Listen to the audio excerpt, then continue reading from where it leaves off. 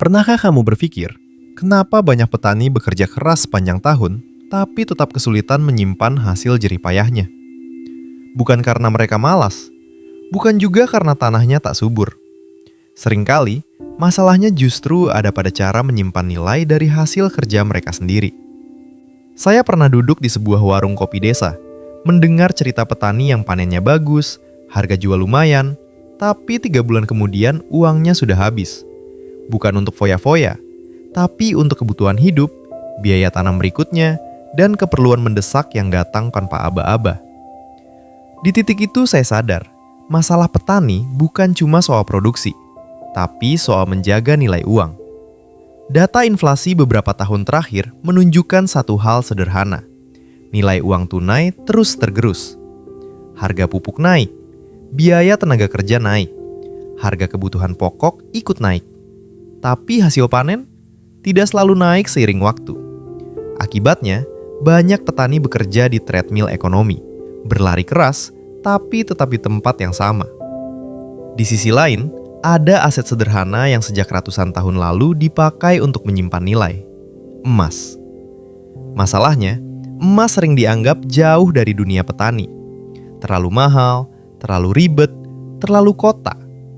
Padahal, kalau kita tarik ke akar sejarahnya, justru petani dan pedagang kecil adalah pengguna emas paling rasional. Ketika emas tidak dipahami dengan benar, ia hanya jadi perhiasan. Ketika uang tunai tidak dikelola dengan sadar, ia hanya lewat di tangan. Dan ketika hasil panen tidak diubah menjadi aset, kerja keras satu musim bisa menguap begitu saja. Kalau pola ini dibiarkan, risikonya nyata. Petani akan terus bekerja tanpa pernah benar-benar menabung nilai, tanpa aset yang bertahan lintas musim, tanpa penyangga ketika panen gagal atau harga jatuh. Tapi ada cara untuk menghadapinya, dan itu yang akan kita bahas hari ini. Kalau topik ini terasa dekat dengan hidupmu, bantu saya dengan like agar lebih banyak petani dan keluarga tani bisa ikut belajar. Bagikan ke orang yang kamu pedulikan.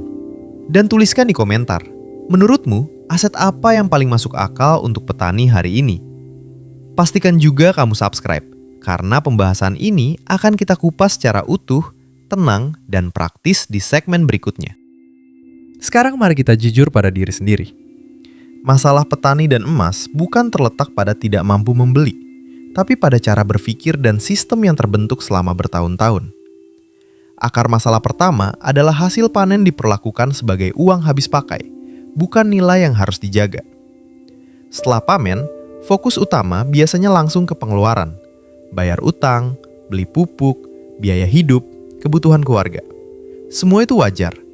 Tapi yang jarang terjadi adalah menyisihkan sebagian hasil panen untuk diubah menjadi bentuk yang tidak mudah bocor nilainya. Masalah kedua adalah ketergantungan penuh pada uang tunai.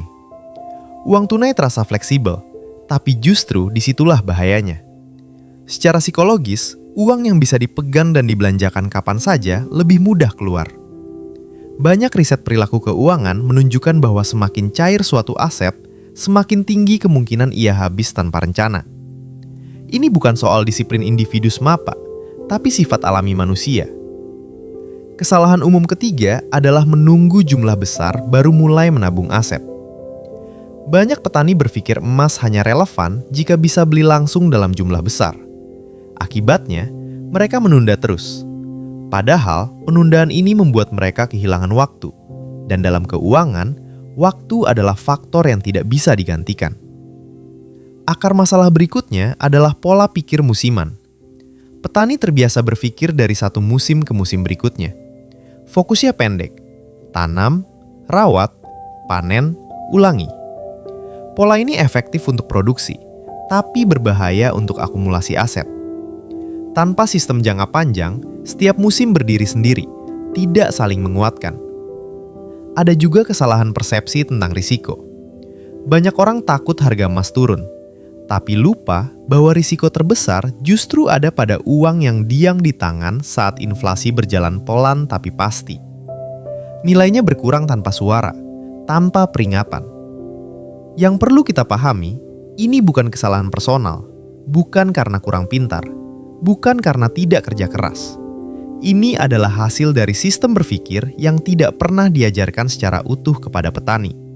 Bagaimana mengubah hasil kerja menjadi aset yang bertahan lintas waktu.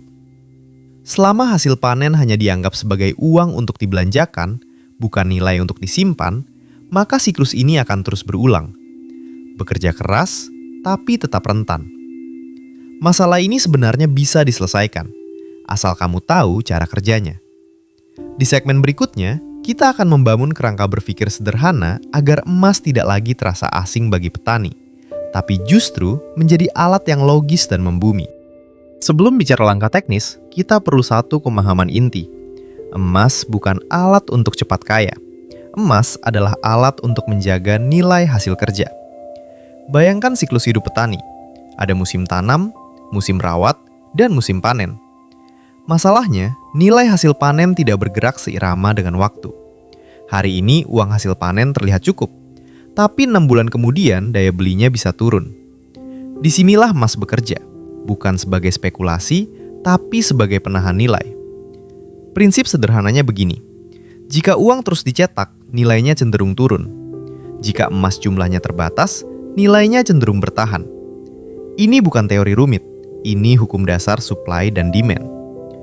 Jumlah emas di dunia bertambah sangat lambat, sementara jumlah uang bertambah jauh lebih cepat. Ketika dua hal ini bertemu, emas berfungsi sebagai penyeimbang. Sekarang kita turunkan ke level petani. Misalnya, setelah panen, kamu menyisihkan nilai setara 1 gram emas. Bukan untuk dijual besok, bukan untuk dipamerkan, tapi untuk disimpan sebagai cadangan nilai. Kalau ini dilakukan setiap musim, tanpa disadari, kamu sedang membangun bantalan ekonomi. Perhatikan hubungan sebab akibatnya. Uang tunai maka mudah keluar, maka nilainya tergerus inflasi. Emas maka tidak mudah dicairkan, maka lebih disiplin, maka nilai relatif terjaga. Emas memaksa kita berpikir sebelum menjual, dan jeda berpikir ini adalah pelindung terbesar dari keputusan impulsif. Banyak orang salah paham dan menganggap emas itu pasif. Padahal dalam konteks petani, emas itu aktif secara fungsi. Ia menjaga hasil kerja lintas musim. Ia menghubungkan panen hari ini dengan kebutuhan tahun depan. Penting juga untuk memahami bahwa emas tidak berdiri sendiri. Ia bukan pengganti sawah, kebun, atau ternak. Ia adalah jembatan likuiditas jangka menengah. Saat harga panen jatuh atau cuaca tidak bersahabat, emas memberi ruang bernapas tanpa harus menjual aset produktif. Kalau kita rangkum kerangkanya, hasil panen, sisihkan sebagian, ubah ke bentuk nilai tahan waktu, simpan, gunakan hanya saat benar-benar perlu. Ini bukan soal besar kecilnya jumlah, ini soal konsistensi dan struktur berpikir. 1 gram yang rutin lebih kuat daripada niat besar yang tidak pernah dimulai. Setelah kamu paham logikanya, kita masuk ke langkah-langkah praktisnya. Sekarang kita turunkan semua pemahaman tadi ke langkah yang benar-benar bisa dijalankan petani, tanpa teori berat dan tanpa syarat rumit. Kuncinya bukan kompleksitas, tapi keteraturan. Saya rangkum dalam 4 langkah strategis. Langkah pertama, tetapkan porsi, bukan nominal. Jangan mulai dari angka rupiah, mulailah dari porsi. Misalnya 5-10% dari nilai panen bersih. Kenapa? Karena hasil panen tidak selalu sama. Dengan porsi, sistem ini tetap jalan meski panen besar atau kecil. Yang penting bukan jumlahnya, tapi kebiasaan menyisihkan sebelum uang menyebar kemana-mana. Langkah kedua, konversi secepat mungkin setelah panen. Kesalahan umum adalah menunggu waktu yang pas. Padahal, semakin lama uang disimpan dalam bentuk tunai, semakin besar kebocorannya. Begitu panen selesai dan kebutuhan pokok terpenuhi, sisihkan dan ubah ke emas. Bisa dalam bentuk fisik kecil atau tabungan emas yang mudah diakses. Tujuannya satu, mengunci nilai. Langkah ketiga, pisahkan emas dari emosi. Emas bukan dana jajan.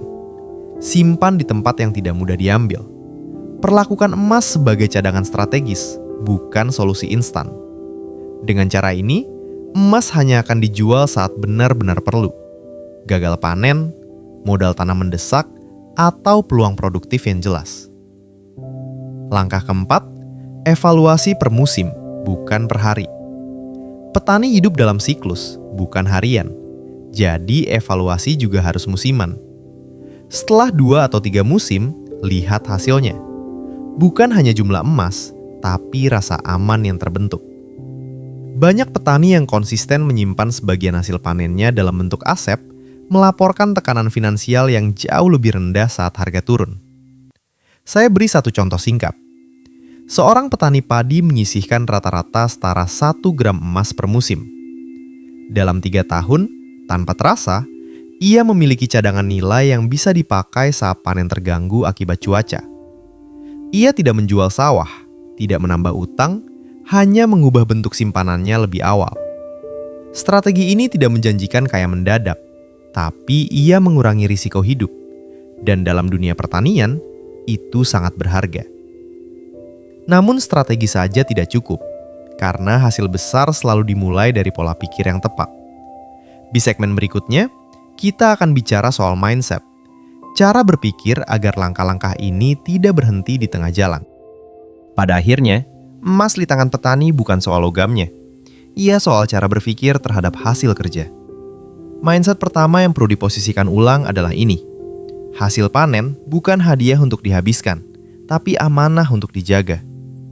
Petani yang bertahan lama tidak selalu yang panennya paling besar, tapi yang paling mampu mengelola hasilnya dengan tenang dan terukur. Orang yang gagal biasanya berpikir jangka pendek.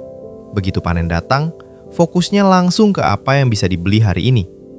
Sebaliknya, petani yang lebih stabil berpikir lintas musim. Mereka bertanya, bagaimana supaya hasil panen ini masih punya arti 6 bulan ke depan? Mindset kedua adalah sabar dan kalkulatif. Emas tidak memberi sensasi cepat, tidak ada lonjakan dramatis, dan justru disitulah kekuatannya. Banyak orang berhenti di tengah jalan karena merasa tidak terasa hasilnya. Padahal, fungsi emas bukan untuk memuaskan emosi, tapi melindungi nilai. Coba refleksi sejenak. Berapa kali hasil kerja kerasmu hilang tanpa bekas? Bukan karena salah keputusan besar, tapi karena banyak keputusan kecil yang tidak disadari. Mindset ketiga adalah disiplin tanpa drama. Konsistensi tidak butuh motivasi tinggi. Ia butuh sistem yang sederhana dan diulang. Petani yang berhasil menjaga aset biasanya tidak banyak bicara soal strategi. Mereka hanya melakukan hal yang sama musim demi musim. Perbedaan paling jelas antara yang bertahan dan yang rapuh bukan pada kecerdasan, tapi pada ketenangan dalam bertindak. Mereka tidak panik saat harga turun, tidak euforia saat panen besar. Semua diperlakukan sebagai bagian dari siklus. Dan yang terakhir, penting untuk menjaga keseimbangan. Jangan sampai emas menjadi sumber ketakutan baru. Jangan juga menjadi simbol gengsi. Emas hanyalah alat. Ia harus melayani hidup, bukan menguasainya. Ketika logika berjalan seiring dengan ketenangan, keputusan menjadi lebih bersih, tidak emosional, tidak reaktif. Dan ini yang membuat strategi bertahan lama. Di segmen terakhir, kita akan merangkum semua pembahasan ini dan mengajak kamu menentukan langkah berikutnya dengan lebih sadar. Mari kita tarik benang merah dari semua yang sudah kita bahas hari ini. Pertama, masalah utama petani bukan hanya soal hasil panen, tapi soal bagaimana menjaga nilai dari hasil kerja itu sendiri. Kerja keras tanpa sistem penyimpanan nilai akan selalu membuat kita kembali ke titik awal. Kedua, emas bukan solusi ajaib, tapi alat logis. Ia bekerja bukan karena spekulasi, tapi karena fungsinya menjaga nilai dari waktu ke waktu. Ketika uang tunai mudah bocor dan tergerus inflasi, emas memberi jeda, disiplin, dan rasa aman lintas musim. Ketiga, strategi yang efektif justru yang sederhana. Menetapkan porsi, mengonversi hasil panen secara konsisten, memisahkan emas dari emosi, dan mengevaluasi per musim, bukan per hari. Keempat, semua itu hanya bisa berjalan dengan mindset yang tepat. Berpikir jangka panjang, tenang, dan tidak reaktif. Petani yang kuat bukan yang paling cepat bertindak, tapi yang paling konsisten menjaga arah. Jika langkah-langkah ini diterapkan, hasil nyatanya bukan hanya angka, tapi ketenangan. Ruang bernapas saat kondisi tidak ideal, dan kemampuan mengambil keputusan tanpa panik. Sekarang, saya ingin mengajak kamu berpikir, Apakah selama ini hasil panenmu sudah benar-benar berubah menjadi aset? Atau masih sekedar lewat di tangan? Tuliskan pendapatmu di kolom komentar. Pengalamanmu bisa jadi pelajaran berharga bagi petani lain yang sedang mencari arah. Jika kamu merasa naskah ini relevan, bagikan ke keluarga atau rekan yang membutuhkan sudut pandang ini.